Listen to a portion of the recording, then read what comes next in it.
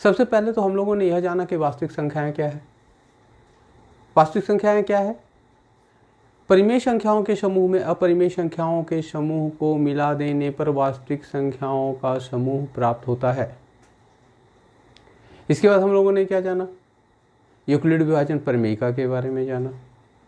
यह क्या है? दो धनात्मक पूर्णांकों a तथा b के लिए, जहां a b से बड़ा है, दो अद्वितीय पूर्ण संख्याएं q तथा r प्राप्त होती हैं।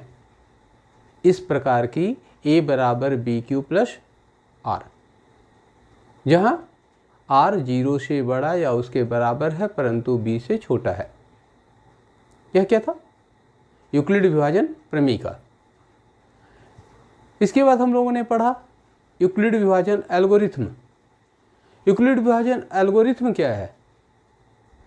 जब हम लोग चरणबद्ध श्रृंखला के रूप में यूक्लिड विभाजन प्रमेयिका का प्रयोग करते हैं तब उसे यूक्लिड विभाजन एल्गोरिथ्म कहते हैं। यूक्लिड विभाजन एल्गोरिथ्म का प्रयोग कहाँ करते हैं? तो यूक्लिड विभाजन एल्गोरिथ्म का प्रयोग किसी दो संख्याओं के HCF महत्तम समापवर्त निकालने के लिए करते हैं। अब हम लोग आगे पढ़ेंगे। क्या पढ़ेंगे? यह बोर्ड पर स्पष्ट है। अंकगणित की आधारभूत प्रमेय, देख रहे हैं ना आप?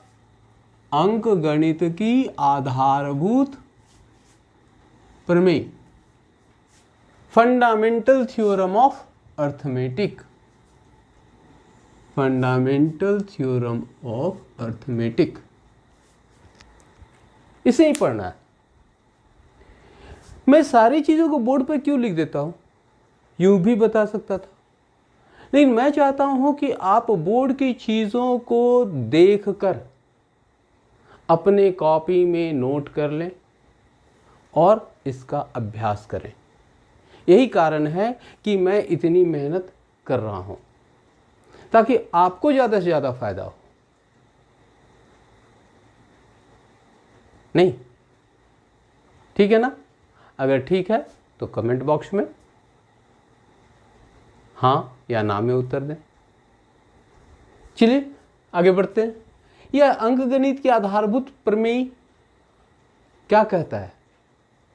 यह कहता है कि प्रत्येक भाज्य संख्या को अभाज्य संख्याओं के एक गुणनफल के रूप में गुणनखंडित किया जा सकता है। गुणनखंडित मतलब फैक्टराइज किया जा सकता है।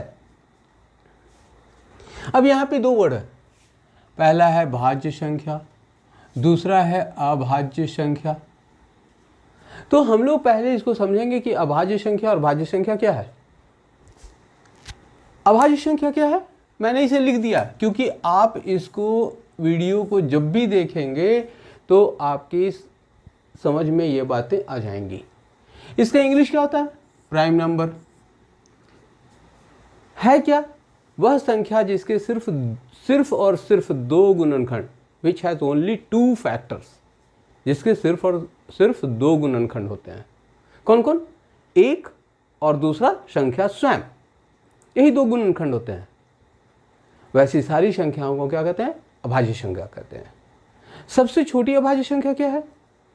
2। और वह सम संख्या जो अभाज्य संख्या है वो क्या है? 2। यह यहां पर लिखा हुआ है। उदाहरण के लिए हमने 50 से जस्ट थोड़ा सा आगे, 50 से थोड़ा सा आगे तक का सारी अभाज्य संख्याएं लिख दी हैं। क्या क्या है ये? 2, 3, 5, 7, 11, 13, 17, 19, 21, 23, 29, 31, 37, 41, 43, 47, 53 इत्यादि। हिंदी में कहे तो 2, 3, 5, 7, 11, 13, 17, 19, 21, 23, 29, 31, 37, 41, 43, 47, 53 इत्यादि। ये सभी की सभी क्या है? अभाज्य संख्या है। भाज्य संख्या क्या है? वह संख्या जिसके कम से कम 3 गुणनखंड हो, या यूं कहें कि कि वह संख्या जिसके 3 या 3 से ज़्यादा गुणनखंड होते हैं। सबसे छोटी भाज्य संख्या 4। क्यों भाई? इसके गुणनखंड कौन कौन है? किस किस से भाग लग सकता है? तो देख लीजिए, 1 से भाग लग सकता है। दूसरा क्या है? 2 से भाग लग सकता है। तीसरा क्या है? 4 से भाग लग सकता है। प्रत्येक संख्या 2 संख्या से तो भाग लगती ही लगती है। एक और संख्या स्वयं, सिर्फ एक संख्या को छोड़कर, वह संख्या क्या है? 1। 1 में सिर्फ एक ही संख्या से वह भाग लग सकती है। वह संख्या कौन? 1 खुद, है ना। दूसरी कोई संख्या नहीं है। इसीलिए 1 का कितना फैक्टर है? 1 फैक्टर है, एक ही गुणनखंड है। इसीलिए ना तो वह भाज्य संख्या है ना अभाज्य संख्या है। इसको हमेशा याद रखिएगा। बहुत सारे लोग बच्चे गलती करते हैं, जब भी कुछ पूछा जाता है भाज्य संख्या 1 से शुरू कर देते हैं, 1 4 इत्यादि शुरू कर देते हैं, या फिर कभी कभी अभाज्य संख्या में 1 डाल देते हैं। ऐसी गलती नहीं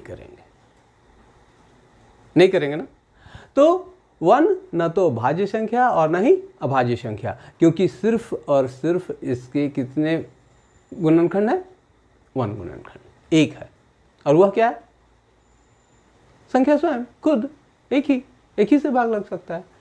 खैर, तो ये तो आपको समझ में आ गया कि भाज्य संख्या और अभाज्य संख्या क्या है। अब हम लोग इसको देखते हैं कि ये फिर से क्या कह रहा है। प्रत्येक भाज्य संख्या को क्या कर सकते हैं? अभाज्य संख्याओं के गुणनफल के रूप में। एक उदाहरण समझते हैं। आप क्या करें, कोई एक संख्या ले लें। मान लेते हैं हम 215 ले लेते हैं। तो 215 किससे भाग दे सकते हैं? तो 5 से तो भाग दे सकते हैं।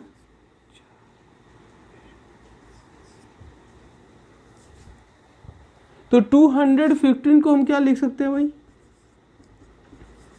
5 × 43। या फिर हम लोग क्या लिख सकते हैं?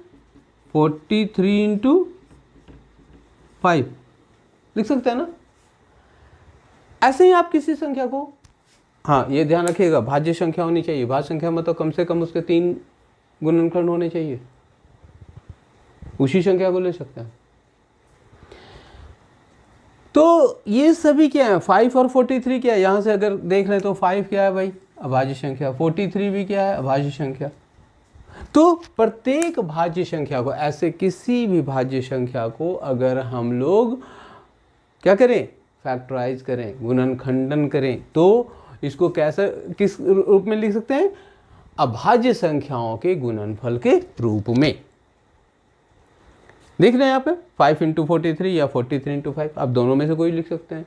लेकिन फिर ये क्या कहता है कि तथा यह गुणनखंड अभाज्य गुणनखंडों के आने वाले क्रम के बिना अद्वितीय होता है, यूनिक होता है। अगर इस क्रम को छोड़ दें, क्रम मतलब क्या? पहले 5 है, यहाँ 43 है, किसी दूसरे बच्चे ने लिखा तो उसने 43 पहले लिखा और 5 बाद में लिखा। क्या यह गलत है? दोनों सही है, यह दोनों सही है। लेकिन अगर हम लोग इस क्रम को छोड़ दें तो यह क्या हो गया? यूनिक हो गया, एक ही है। संख्याओं का सिर्फ क्या है? क्रम थोड़ा बदला हुआ है, लेकिन ये दोनों एक ही हैं। इसी बारे में कह रहा है कि आने वाले क्रम के बिना, मतलब क्रम को हम हटा दें, उसके सीरियल को हम हटा दें, तो उसके तब क्या होगा? ये यूनिक हो जाएगा, एक अकेला होगा।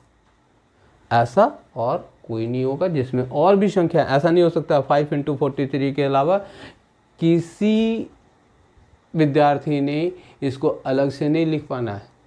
हम ऐसा लिख सकते हैं क्या? 1 × 5 × 43 नहीं लिख सकते। क्यों? क्योंकि 1 अभाज्य संख्या नहीं है। ठीक है ना। इसी को हम लोग दूसरी तरीके से लिख सकते हैं क्या? एक प्राकृत संख्या का अभाज्य गुणनखंडन, प्राइम फैक्टराइजेशन। यही प्राइम फैक्टराइजेशन है। प्राइम फैक्टराइजेशन उसके गुणनखंडों के क्रम को छोड़ते हुए, ये गुणनखंडों का क्रम जो है, मतलब पहला क्रम, दूसरा क्रम, ये क्रम को छोड़ दें। क्रम को छोड़ दें मतलब 5 को पहले लिखें कि 43 को बाद में लिखें, या 43 को पहले लिखें कि 5 को बाद में लिखें। अगर हम इसको छोड़ दें तो यह कैसा होगा? यूनिक होता है।